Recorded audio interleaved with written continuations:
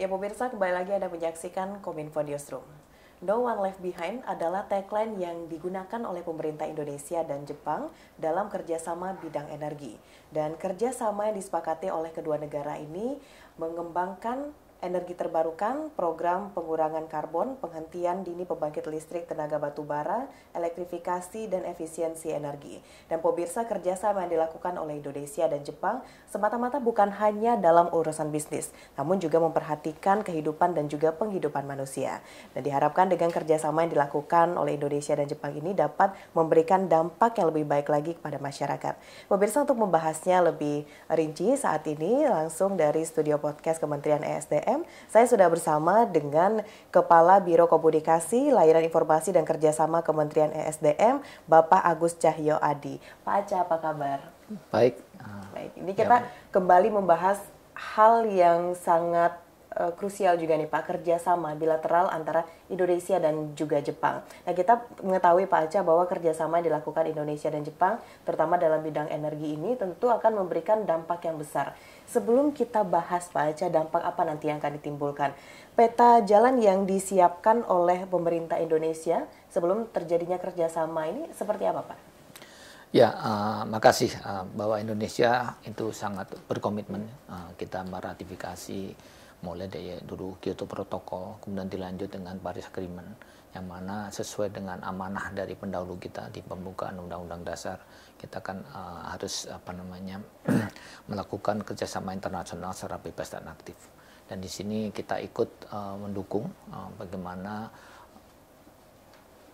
program UN FCCC, UN mengenai perubahan iklim, bagaimana kita ikut menuju ke energi transisi, menuju net zero emission, yang mana di sini menjadi komitmen besar bagaimana menjaga iklim suhu bumi tidak meningkat dari 1,5%, dan kita punya potensi besar. Makanya ini kita kerjasamakan dengan dengan berbagai negara, berbagai institusi untuk bisa membuat net zero emission, dan kita sudah mencanangkan Indonesia akan menjadi negara yang net zero emission pada tahun 2060 atau lebih cepat, dengan target-targetnya ada roadmap-nya tahun ke tahun menuju sana.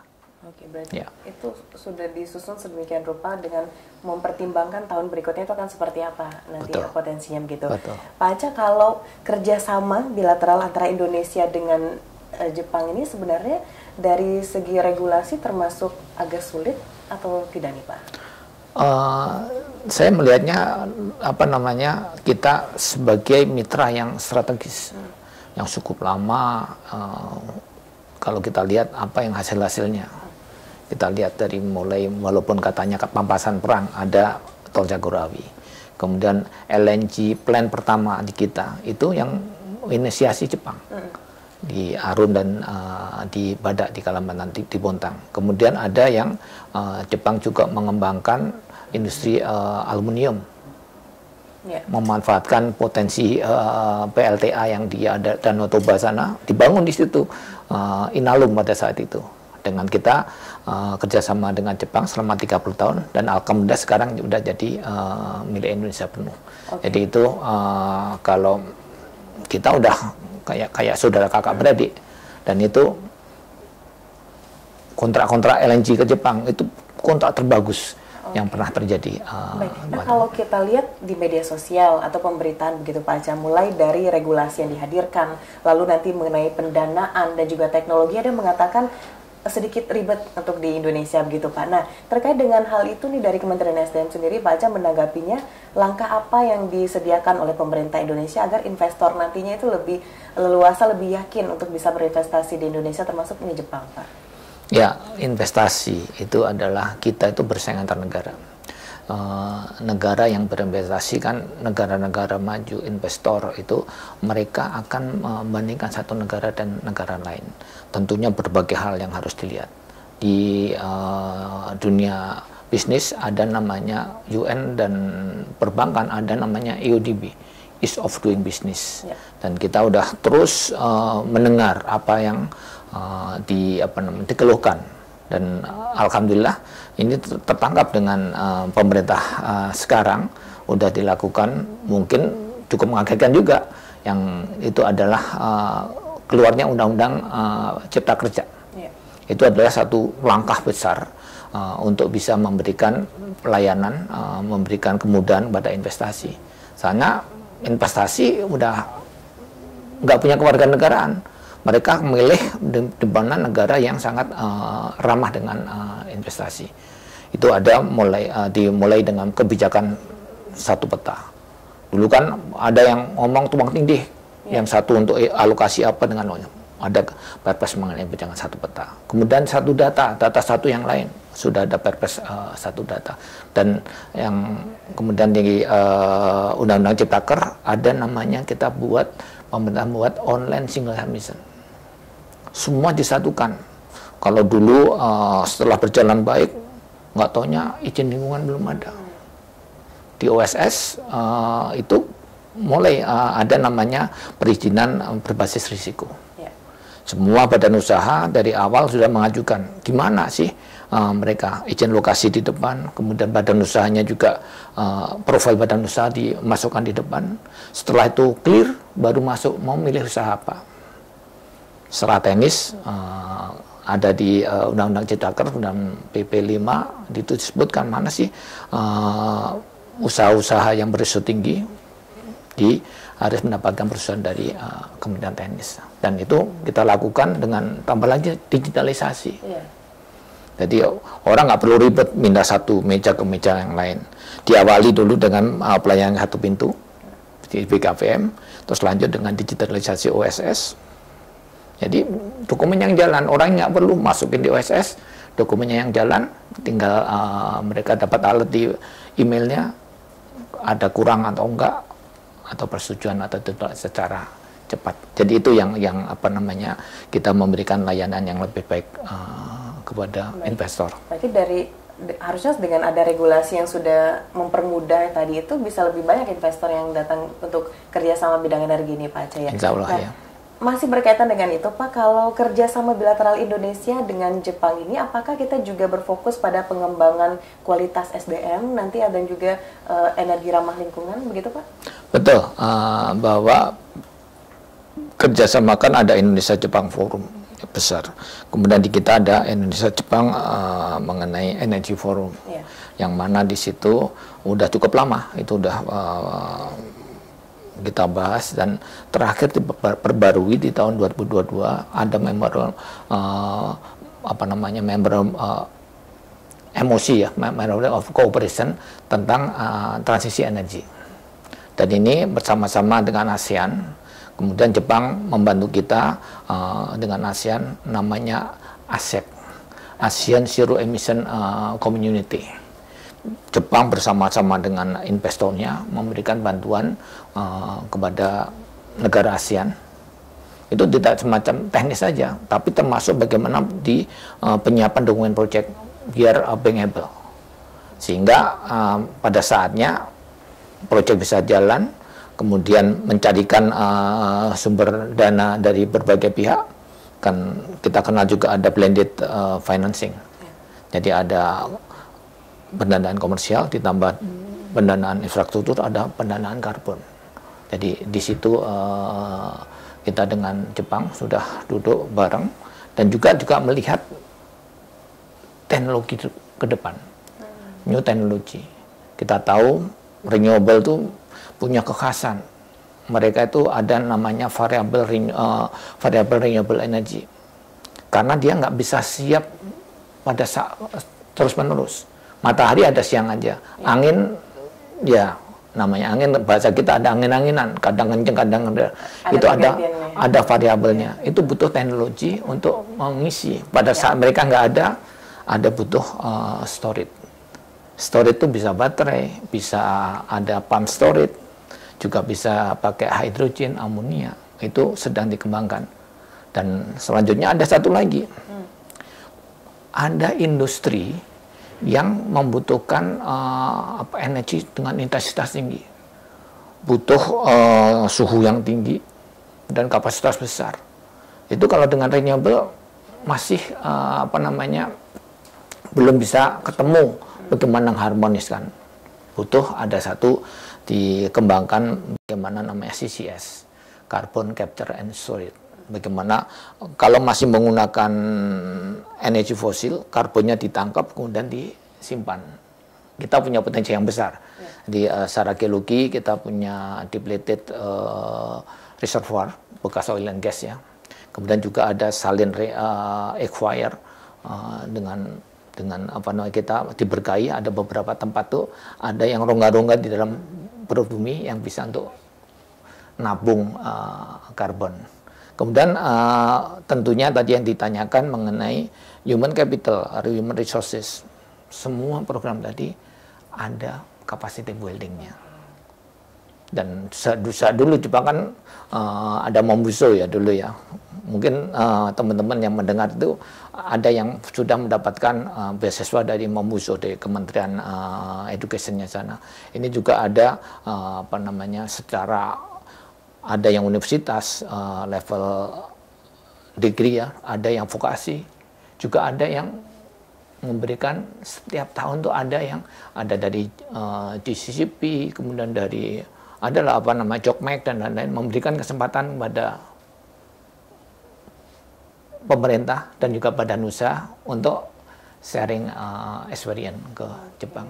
Sangat terbuka. Jadi benar-benar ini selain investasi, bisnis ini juga bisa mengembangkan kualitas SDM kita. Betul, ya. betul. Nah, pertanyaan saya selanjutnya sebenarnya sudah sedikit disinggung oleh Pak Acha tadi. Kan sekian banyak negara di Asia ini, Pak. Nah, kenapa Indonesia merasa bahwa Jepang ini adalah negara yang mampu untuk memenuhi investasi bidang energi di Indonesia nih, Pak? Negosiasinya itu dulu susah apa gimana tuh, Pak? Ya, tadi kita punya hubungan historical yang cukup bagus dengan Jepang. Jepang punya kekuatan, selain kekuatan culture-nya. Coba kalau kita lihat di pelajaran-pelajaran manajemen, ada yang namanya apa yang di Toyota itu apa namanya? Ada semacam just in time. Bagaimana manufaktur, nanti coba dicari termnya apa? Itu benar-benar standar manufacturing. Teknologinya juga macam-macam. Coba lihat di pembangkit-pembangkit, generatornya sebagian besar dari Jepang, produk Jepang. Kemudian juga edukasinya juga tadi, kemudian investasinya juga kuat. Bagaimana perusahaan Jepang yang udah bekerja di Indonesia cukup banyak kan. Kalau kita lihat aja di beberapa sampai ada yang tower-tower yang lama, ada Sumitomo Tower itu Jepang, kemudian ada apa Wisma Nusantara, apa cukup kita tuh dianggap saudara. Jadi selain bisnis juga dengan Indonesia itu mempunyai historical yang cukup bagus Jepang dengan Indonesia. Baik, ada historical yang bagus antara Indonesia dan Jepang. Ini salah satu mengapa kita memilih untuk melakukan kerjasama bidang energi. Salah satunya. Salah satunya. Baik, tapi untuk dipertegas Pak Acha, apakah permasalahan pendanaan dan minat investor ini merupakan salah satu tantangan dalam hubungan kerjasama kita, Pak? Ya, jadi kerjasama itu ada beberapa level. Jadi ada memang pada saatnya perlu dituji. Tadi untuk yang kegiatan-kegiatan yang udah jamak ya, sudah umum, B2B-nya udah cukup maju. Jadi banyak udah apa namanya, nggak perlu dinaungi oleh pemerintah, bisa berjalan dengan baik. Hubungan bisnis to bisnis. Bagaimana Toyota, coba produk Toyotanya itu apa yang sekarang banyak orang pakai? Kijang. Kijang itu panjangnya apa? Apa? Kerjasama Indonesia-Jepang. Kerjasama Indonesia-Jepang. Oh, disingkat Kijang. Kijang. Banyak hal yang apa namanya bersama-sama. Tadi sudah saya sebutkan bagaimana LNG, kemudian ada ini sampai satu perusahaan yang luar biasa di Migas, Impact, dengan apa namanya oil and gas ya, sampai terakhir sampai Mas Selang tetap komit dengan Indonesia. Baik, terakhir Pak Aca, ini saya juga kita mengumpulkan beberapa pertanyaan juga dari masyarakat. Salah satu poin penting dalam kerjasama bidang energi Indonesia dan Jepang ini adalah mengurangi ketergantungan pemakaian bahan bakar fosil dan penghentian dini pembangkit listrik tenaga batu bara. Nah, jika pada tahun 2060 nanti transisi energi berhasil dilakukan, apa yang dilakukan dengan area PLTU batubara ini, Pak? Ya, PLTU batubara ini nanti kalau area PLTU batubara ini bisa repurpose, digunakan untuk hal yang lain. Dan di kontrak-kontrak listrik itu ada BOT, Build Own and Transfer. Jadi apa namanya, bagian dari utility kita. Jadi areanya tadi dengan utilitas yang ada bisa digunakan untuk pembangkit yang lainnya, yang renewable. Jadi seperti itu, dan juga hal yang lain untuk tambang batu baranya. Tambang batu baranya kita programkan untuk batu bara digunakan untuk non energi.